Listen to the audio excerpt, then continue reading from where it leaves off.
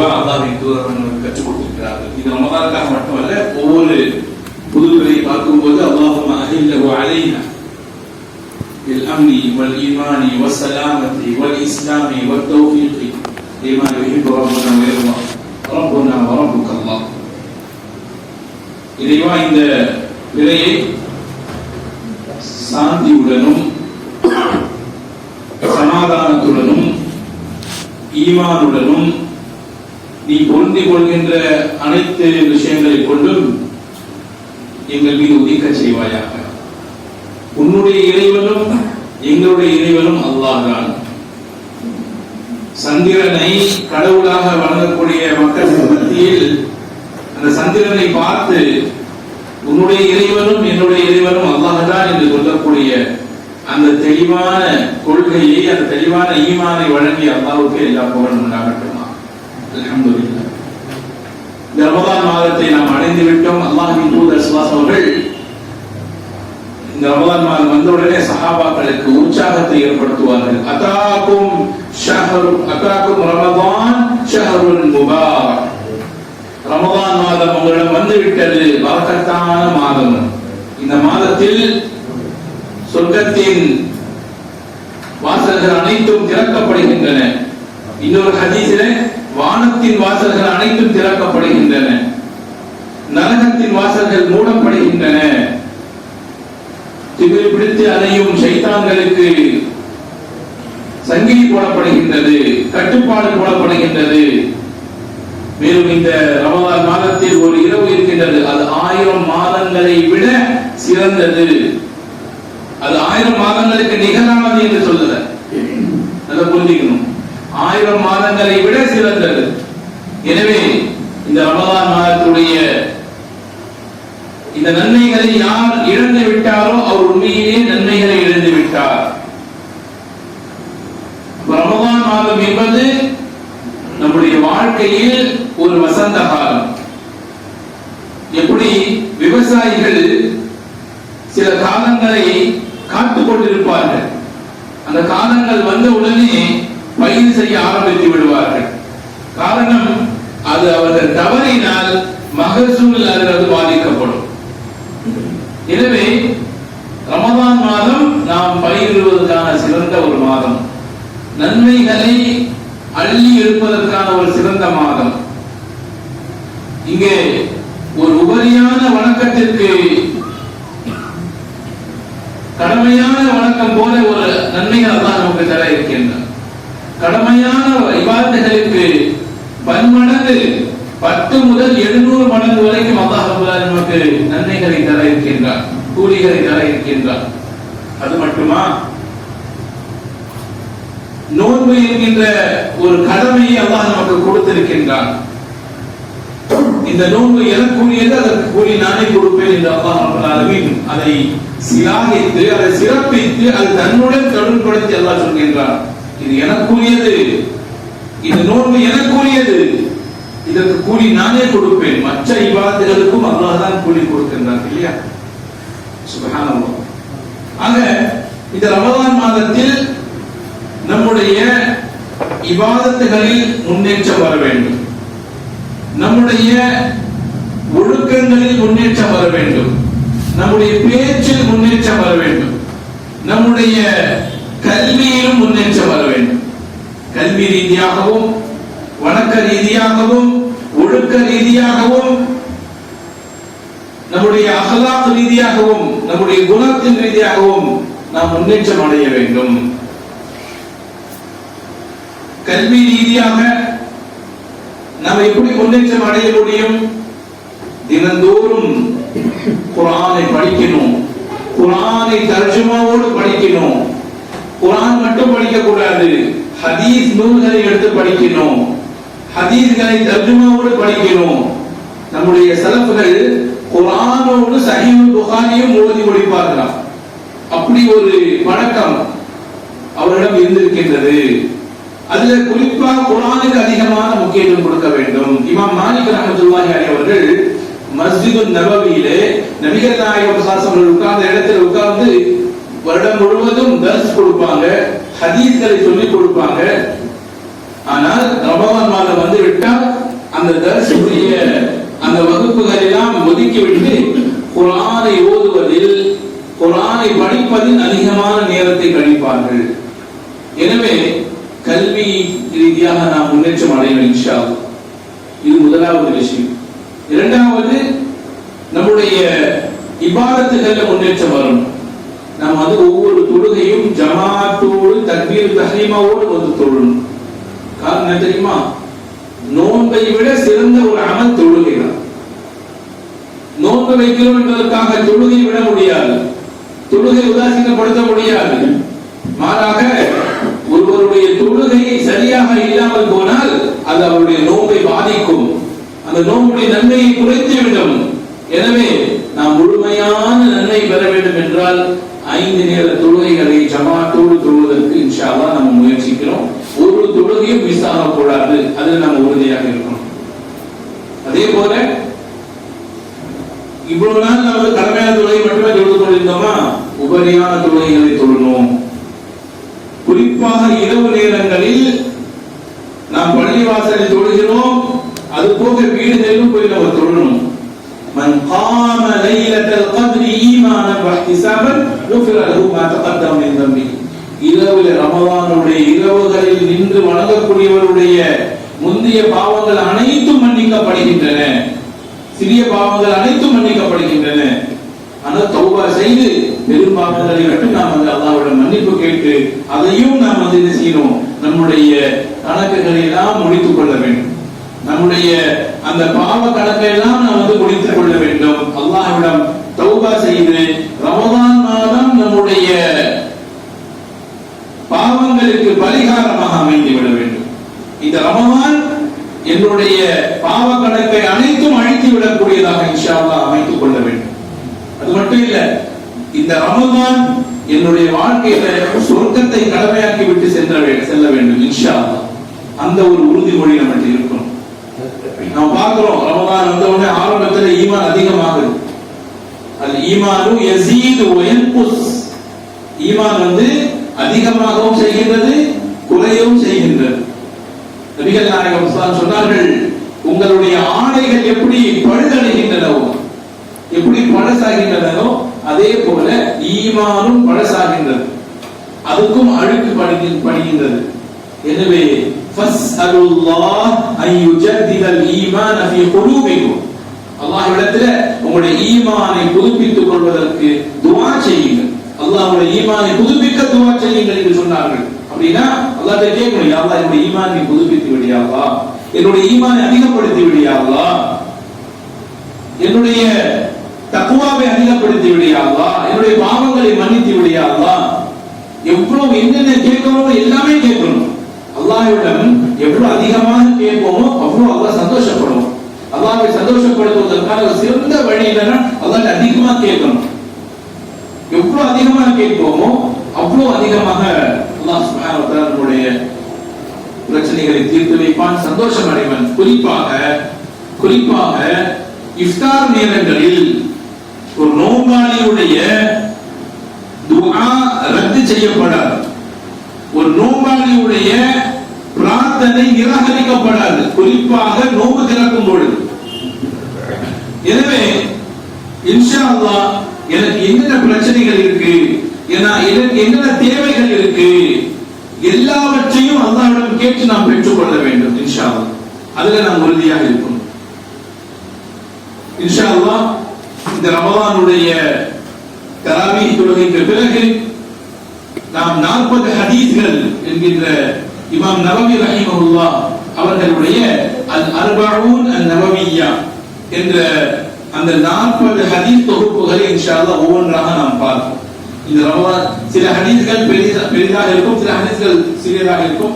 எனவே 30 நாட்களுக்குள் இன்ஷா அல்லாஹ் நாம் இந்த 40 ஹதீஸ்களையும் நாம் கண்டிப்பாக தெரிந்து கொள்வோம். அதில் முதலாவது செய்தி என்னவென்றால், இந்த 40 ஹதீஸ்கள் இதற்கு என்ன சிறப்பு இருக்கின்றது? இந்த 40 ஹதீஸ்களை பொறுத்தவரையில் நிறைய இமாம்கள், இமாம் இப்னுல் முபாரக், இமாம் ஹாக்கிம், இமாம் தாருகுத்னி, இமாம் அஸ்ஸுஹ்ரி, இமாம் பைஹகி, இமாம் நவவி, இப்படி ஏராளமான இமாம்கள் 40 ஹதீஸ்கள் என்ற தொகுப்புகளை எல்லாம் தொகுத்திருக்கிறார்கள். ஆனால் இமாம் நவவி ரஹிமஹுல்லாஹ் அவர்களுடைய இந்த 40 ஹதீஸ்களுக்கான இந்த சிறப்பு என்னவென்றால் அவர்கள் எல்லாவற்றையும் எல்லா விஷயங்களையும், அதாவது ஒழுக்கங்களாக இருக்கட்டும், அகீதாவாக இருக்கட்டும், மற்றும் கொடுக்கல் வாங்கக்கூடிய விஷயங்களாக இருக்கட்டும், முஆமலாத்துகளாக இருக்கட்டும், எல்லாவற்றையும் சேர்த்து ஒரு இந்த 40 ஹதீஸ்களை நாம் தெரிந்து கொண்டால் ஈமானுடைய, இஸ்லாத்துடைய அடிப்படையான விஷயங்களை நாம் நன்றாக புரிந்து கொள்ள முடியும். எனவே இமாம் நவவி ரஹிமஹுல்லாஹ் அவர்களுடைய இந்த 40 ஹதீஸ்களை குறித்து அவர்கள் தொகுத்த இந்த 40 ஹதீஸ்களை ஒவ்வொன்றாக நாம் பார்ப்போம். அவருடைய உண்மையான பெயர் என்ன அப்படின்னா, இமாம் நவவி ரஹிமஹுல்லாஹ் அவருடைய உண்மையான பெயர் யஹ்யா பின் ஷரஃப். யஹ்யா பின் ஷரஃப் இவர்கள் ஹிஜ்ரி 631 ஹிஜ்ரி 631 இல் பிறந்து ஹிஜ்ரி 676 அவர்கள் வஃபாத்தானார்கள். கிட்டத்தட்ட ஒரு 37 ஆண்டுகள் அல்லது ஒரு 46 ஆண்டுகள் அவர்கள் வாழ்ந்திருக்கிறார்கள். 46 ஆண்டுகள் வாழ்ந்திருக்கிறார்கள். ரியாது சாலிஹீன் என்கின்ற ஒரு அழகான ஹதீஸ் தொகுப்பு நீங்க பார்த்திருப்பீங்க. அதுவும் இமாம் நவவி ரஹிமஹுல்லாஹ் அவர்கள் தொகுத்ததுதான். ரொம்ப அழகான ஒரு தொகுப்பு, ஹதீஸ் தொகுப்பு. ஒவ்வொரு வீட்டிலும் இருக்க வேண்டிய ஒரு புத்தகம், ஒவ்வொரு வீட்டிலும் இருக்க வேண்டிய ஒரு ஹதீஸ் தொகுப்புனா என்னது? ரியாது சாலிஹீன், நல்லவர்களின் தோட்டம் அப்படிங்கிற ஒரு அழகான ஹதீஸ் தொகுப்பு. ஒவ்வொரு வீட்டிலும் எல்லாரும் படிக்க வேண்டிய ஒரு அழகான புத்தகம். அது அவர்தான் தொகுத்திருக்கிறார்கள். அவர்கள் தன்னுடைய தொகுப்புல பதிவு செய்த முதலாவது ஹதீஸ் என்ன தெரியுமா? இதே ஹதீஸ் தான் சஹீஹுல் புகாரியிலும் முதலாவது ஹதீஸாக பதிவு செய்யப்பட்டிருக்கிறது. அது என்ன ஹதீஸ்? عن عمر بن الخطاب رضي الله عنه عن النبي صلى الله عليه وسلم قال إنما الأعمال بالنيات وإنما لكل امرئ ما نوى فمن كانت هجرته إلى دنيا يصيبها ومن كانت هجرته إلى الله ورسوله فهجرته إلى الله ورسوله ومن كانت هجرته إلى دنيا يصيبها أو امرأة ينكحها فهجرته إلى ما هاجر إليه. இந்த ஹதீஸ் புகாரி, முஸ்லிம் இரண்டிலும் பதிவு செய்யப்பட்டிருக்கின்றது. முதலாவது ஹதீஸ் என்னவென்றால், உமர் இப்னு கத்தாப் ரலியல்லாஹு அன்ஹு அவர்கள் அறிவிக்கின்றார்கள், செயல்கள் அனைத்தும் எண்ணங்களை பொறுத்தே அமைகின்றன. நல்லா புரிஞ்சுக்கணும், நம்முடைய செயல்கள் அனைத்தும் எண்ணங்களை பொறுத்தே அமைகின்றன. அப்படின்னா என்ன அர்த்தம்? சில பேர் நிறைய பணக்காரர்களா இருப்பாங்க, அவங்க நிறைய கொடுப்பாங்க, நிறைய சதகா செய்வாங்க. பள்ளிவாசலுக்கு 4 நாள் நான் கஞ்சி ஏற்பாடு செய்யறேன், 4 நாள் நான் இஃப்தார் ஏற்பாடு செய்யறேன், சஹர் சாப்பாடு நான் கொடுக்குறேன் அப்படின்னு நிறைய பேர் கொடுப்பாங்க. இந்த நேரத்தில் ஏழைகள், சில முஸ்லிம் சகோதரிகள் அவங்க உள்ளத்துல ஒரு ஆசை வரும், நம்மகிட்ட இல்லையே, எங்கிட்ட இருந்தா நாங்களும் கொடுத்துருப்போமே அப்படின்னு சொல்லிட்டு ஒரு ஆசை இருக்கும். சுப்ஹானல்லாஹ், அந்த நல்ல ஆசைக்கு கண்டிப்பா உங்களுக்கு கூலி கிடைக்கும். உங்களிடம் காசு கிடையாது, ஆனா இருந்திருந்தா நானும் கண்டிப்பா கொடுத்திருப்பேன் அப்படி அந்த எண்ணத்திற்கு அல்லாஹ் உங்களுக்கு கூலி கொடுப்பான். நபிகள் நாயகம் ஸல்லல்லாஹு சொன்னார்கள், எண்ணத்துடைய விஷயத்துல 4 பேர் சமமானவர்கள், எண்ணத்தின் அடிப்படையில் 4 பேர் சமமானவர்கள் அப்படின்னு சொன்னாங்க. எப்படின்னா, ஒருவருக்கு அல்லாஹ் சுப்ஹானஹு வ தஆலா கல்வியும் கொடுத்திருக்கான், பொருளாதாரம் கொடுத்திருக்கு. அவர் தன்னுடைய கல்வியையோ அல்லது தன்னுடைய பொருளாதாரத்தையோ நல்ல விஷயத்திற்காக பயன்படுத்துகிறார், அல்லாஹ் அவருக்கு அதற்கான கூலி கொடுப்பான்.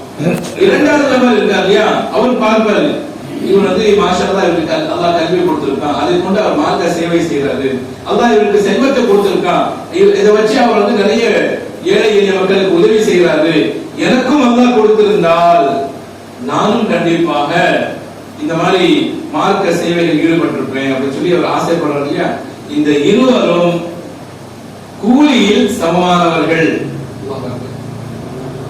இரவு நம்ம தூங்க போறோம், காலையில இன்ஷா அல்லாஹ் நான் தஹஜ்ஜுதுக்கு எழுணும், எழுந்து இன்ஷா அல்லாஹ் தஹஜ்ஜுத் தொழணும் அப்படின்னு நீங்க தூங்குறீங்க, உங்களால எந்திரிக்க முடியல, ஆனா அல்லாஹ் உங்களுக்கு கூலி கொடுத்துருவான்.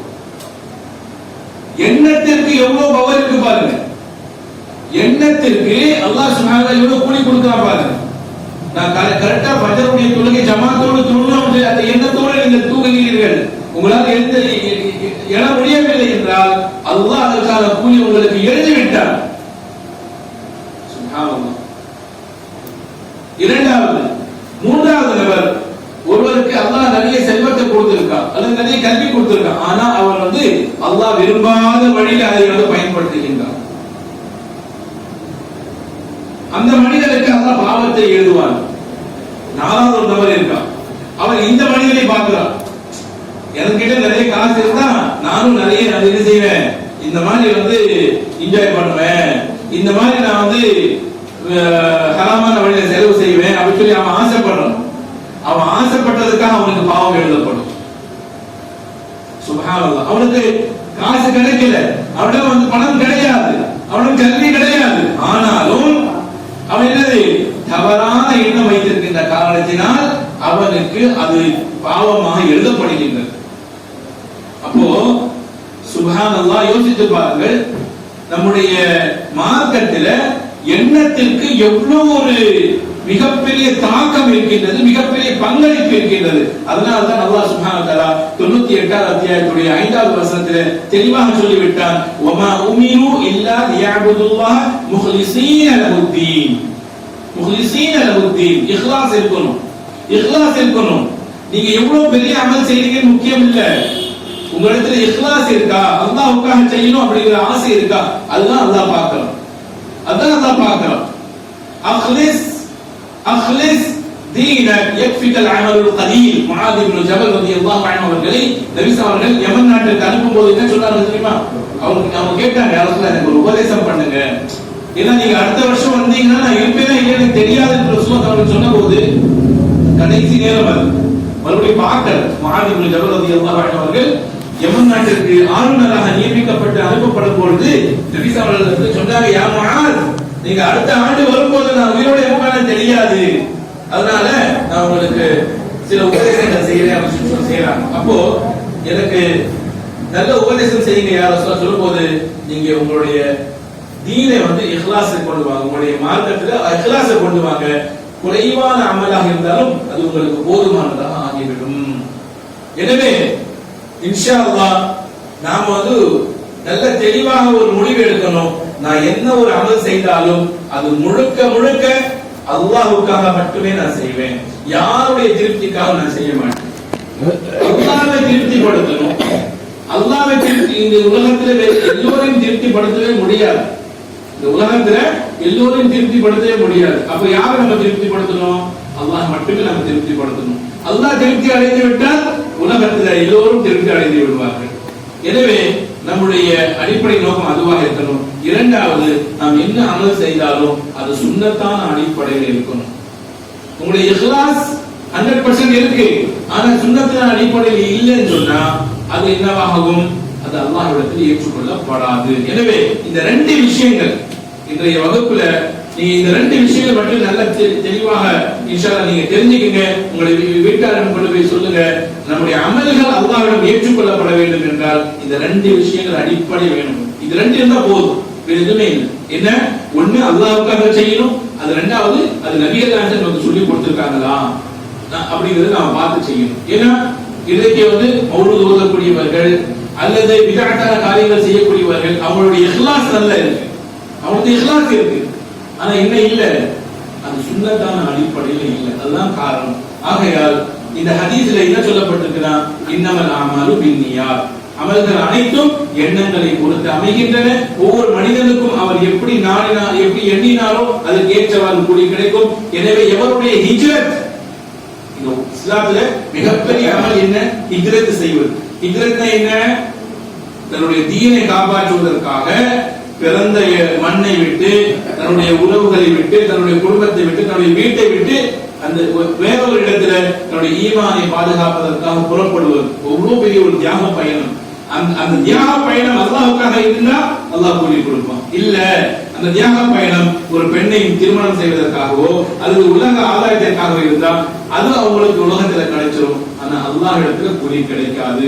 இந்த அடிப்படையை நாம் தெளிவாக புரிந்து செயல்பட வேண்டும். அல்லாஹ் சுப்ஹானஹு வ தஆலா நாம் எதை கேட்டோமோ அதன் அடிப்படையில் செயல்படுவதற்கு ரப்புல் ஆலமீன் உங்களுக்கும் எனக்கும் தௌஃபீக் செய்வானாக. ஆமீன். வ ஆகிரு தஅவானா அல்ஹம்துலில்லாஹி ரப்பில் ஆலமீன். அஸ்ஸலாமு அலைக்கும் வ ரஹ்மத்துல்லாஹி வ பரகாத்துஹு. சுப்ஹானக அல்லாஹும்ம வ பிஹம்திக அஷ்ஹது அன் லா இலாஹா இல்லா அன்த அஸ்தக்ஃபிருக